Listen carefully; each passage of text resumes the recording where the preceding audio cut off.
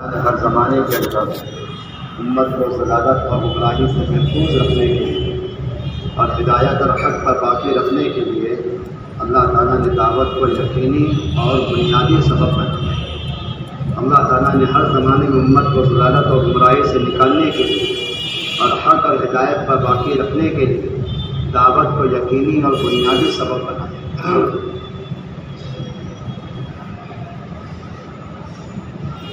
لیکن دعوت امت کی ہدایت کا ذریعہ بنے اس کے لیے داعی کے اندر تحمل ضروری ہے۔ کیا ضروری ہے؟ تحمل۔ داعی تحمل کرے، برداشت کرے۔ علماء نے عجیب بات دیکھی ہے، داعی متحمل ہوتا ہے، متعجب نہیں ہوتا۔ داعی کیسا ہوتا ہے؟ متحمل، برداشت کرنے والا۔ داعی عجلت پسند نہیں ہوتا، داعی عجلت پسند نہیں ہوتا۔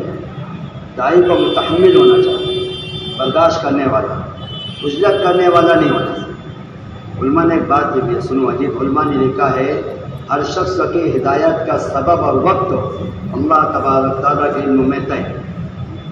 ہر شخص کی ہدایت کا سبب اور وقت اللہ تبارک تعالیٰ کے علم میں طے ہے۔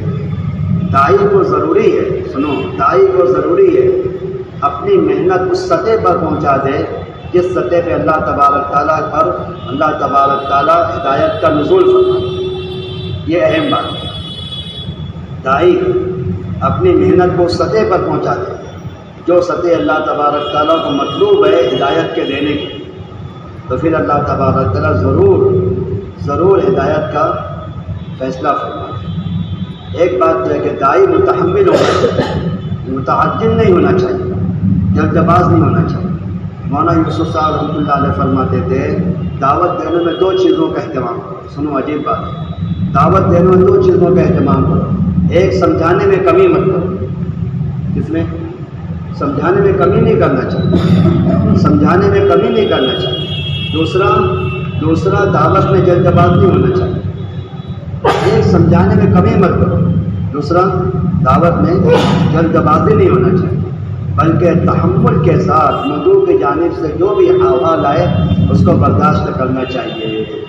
تحمل کے ساتھ جو حالات ہیں اس کو برداشت کرنا چاہیے۔ پھر سنو، ایک عجیب بات دیکھی ہے، جب داعی تحمل کرتا کرتا اپنی محنت اس سطح پر پہنچا دیتا ہے جو سطح اللہ تبارک تعالیٰ کو مطلوب ہے، تو جو کفر اور ضلالت میں جتنا شدید ہوگا وہ اسلام اور حق میں بھی اتنا شدید ہوگا۔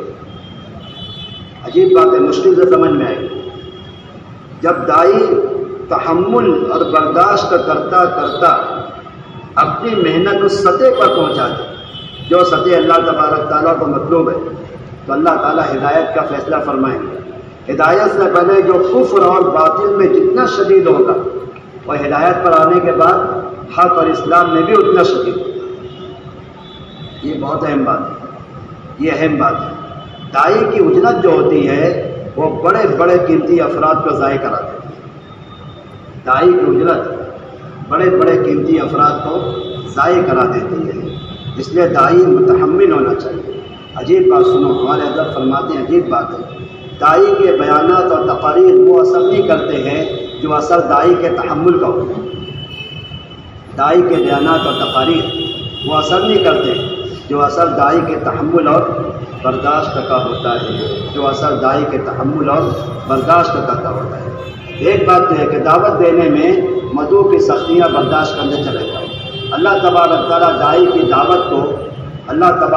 داعی کی دعوت کو مدعو کی ہدایت کا ذریعہ بننے کے لیے دو چیزوں کو دیکھتے ہیں۔ ایک، داعی کے دل میں مدعو کی ہدایت کی طلب کتنی ہے، کتنا بے چین ہے وہ اس کی ہدایت کے لیے۔ دوسرا، ظاہر میں اس نے مدعو کو ہدایت دینے کے لیے کیا کیا چیزیں برداشت کی۔ داعی کے دل میں طلب کتنی ہے مدعو کی ہدایت کی، کتنا حرص ہے، کتنی لالچ ہے، کتنی تمنا ہے، اور دوسرا اس نے مدعو کی ہدایت کے لیے کیا کیا سختیاں برداشت کی۔ اللہ معاف کرے، اس زمانے میں کام کرنے والوں کے دلوں میں ہلاکت کی جتنی تمنا ہے اتنی ہدایت کی تمنا نہیں۔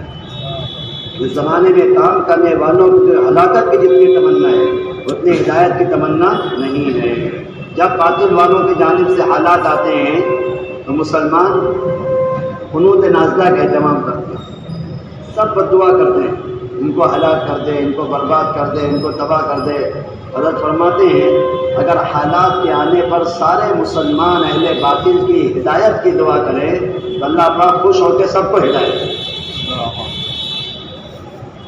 اللہ تبارک و تعالیٰ خوش ہو کے سب کو ہدایت دے۔ قنوت نازلہ کا اہتمام تو کرتے ہیں، اللہم دمر دیارہم وخرب بیوتہم، ہلاک کر دے، برباد کر دے، نسلیں ختم کر دے۔ کام کرنے والوں کے دلوں میں لوگوں کی ہلاکت کی جتنی تمنا ہے اتنی ہدایت کی تمنا نہیں ہے۔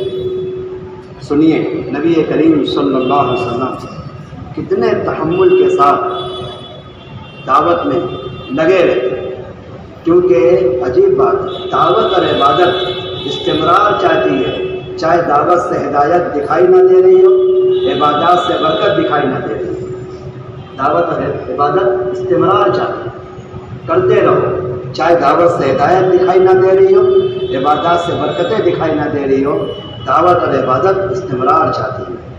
دیکھیے نبی کریم صلی اللہ علیہ وسلم کتنے تحمل مزاجی کے ساتھ اور کیسے استمرار کے ساتھ آپ دعوت دے رہے ہیں۔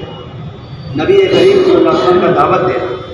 عمر بن خطاب رضی اللہ عنہ، عبداللہ بن مسعود رضی اللہ عنہ فرماتے ہیں نبی کریم صلی اللہ علیہ وسلم نے یہ دعا مانگی، اے اللہ تو عزت دے اسلام کو عمر بن خطاب کے ذریعے یا ابو جہل بن ہشام کے ذریعے، عزت دے اسلام کو عمر بن خطاب کے ذریعے یا ابو جہل بن ہشام کے ذریعے۔ دعا فرمانے عمر بن خطاب کو ہدایت دے دے یا ابو جہل بن ہشام کو ہدایت دے دے، اور اس کے ذریعے اللہ پاک اسلام کو قوت نصیب فرما۔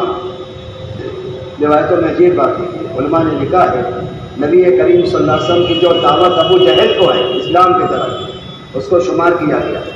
آپ انسان ابو جہل کو کتنی مرتبہ دعوت دی ہے، مجمع میں، تنہائی میں، رات میں، دن میں، راستے میں، تو شمار کرنے والوں نے بتایا کہ 1000 مرتبہ تو ابو جہل کو دعوت دی ہے۔ آپ علیہ السلام نے دعوت ابو جہل کو 1000 تک پہنچی۔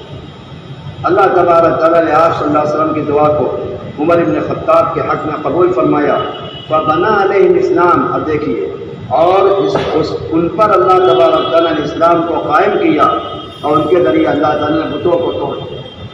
اللہ نے اسلام کو قائم کیا اور بتوں کو توڑ دیا۔ دوسری روایت میں ہے عمر بن خطاب رضی اللہ عنہ نبی کریم صلی اللہ علیہ وسلم کے پاس آئے، آپ نے سامنے کر دونوں بازوؤں کو پکڑا اور ان کو زور سے حرکت دی، کہنے لگے من الذی ترید، کیوں آئے ہو، کیا ارادہ تمہارا، کیا چاہتے ہو؟ عمر بن خطاب فرمانے لگے اللہ کے نبی آپ مجھ پر اپنی دعوت پیش کیجیے، آپ مجھ پر اپنی دعوت پیش کیجیے۔ آپ نے فرمایا تم گواہی دو اس بات کی کہ اللہ تبارک تعالیٰ تنہا ہے، اس کے سوا کوئی معبود نہیں ہے، اس کا کوئی شریک نہیں ہے، اور محمد صلی اللہ علیہ وسلم اس کے بندے اور رسول ہے۔ حضرت عمر اسی وقت مسلمان، اور جیسے ہی مسلمان ہوئے پہلا جملہ آپ نے فرمایا اخرج، اللہ کے نبی اب باہر نکلے، اب چھپ کر عبادت مت کریں، چھپ کر کام نہ کریں، اب آپ باہر نکلیں۔ مسلمان ہوئے ہیں اور فوراً کہا کہ اللہ کے نبی اب کھلا دعوت دیں۔ اسلم کہتے ہیں عمر بن خطاب نے ایک مرتبہ فرمایا کیا تم چاہتے ہو کہ میں تمہیں اپنے اسلام لانے کا سب سے پہلا سبب اور واقعہ تمہارے سامنے بیان کروں کہ میرے اسلام لانے کا کیا قصہ ہوا؟ ہم نے کہا کہ ضرور بیان کریں۔ تو فرمانے لگے میں لوگوں میں سب سے زیادہ دشمنی والا تھا نبی کریم صلی اللہ علیہ وسلم سے، اسلام لانے سے پہلے سب سے شدید اللہ کے نبی کی دشمنی، اسلام لانے کے بعد سب سے زیادہ شدید اسلام کی حفاظت، یہ اللہ کا نظام۔ کہتے میں لوگوں میں سب سے زیادہ شدید تھا نبی کریم صلی اللہ علیہ وسلم کی دشمنی میں نبی کریم صلی اللہ علیہ وسلم کے پاس آیا، صفا پہاڑی کے پاس ایک مکان میں آپ کا قیام تھا، میں آپ کے پاس آیا، میں آپ کے سامنے بیٹھ گیا، نبی کریم صلی اللہ علیہ وسلم میرا گریبان پکڑا، یہ کہا کہ خطاب کے لڑکے مسلمان ہو جا، خطاب کے بیٹے مسلمان ہو جا، اللہ اس کو ہدایت دے دے، خطاب کے بیٹے مسلمان ہو جا، دعوت اور دعا کو جمع کرو، خطاب کے بیٹے مسلمان ہو جا، اللہ اسے ہدایت دے دے۔ جیسی آپ نے دعا فرمائی عظمہ فرماتے میں نے کہا اللہ کے نبی اشہد ان لا الہ الا اللہ واشہد ان رسول اللہ، میں گواہی دیتا ہوں کہ اللہ تبارک تعالیٰ کے سوا کوئی معبود نہیں ہے، اور میں گواہی دیتا ہوں کہ آپ اللہ کے رسول ہیں۔ اور فرماتے ہیں کہ حضرت عمر کے اسلام لانے پر مسلمانوں نے اتنے زور سے اللہ اکبر کہا کہ مکہ کے راستوں میں یہ تکبیر سنی گئی، اتنی زور سے تکبیر پڑی ہے کہ مکہ کے راستوں میں یہ تکبیر سنی گئی۔ اللہ حافظ۔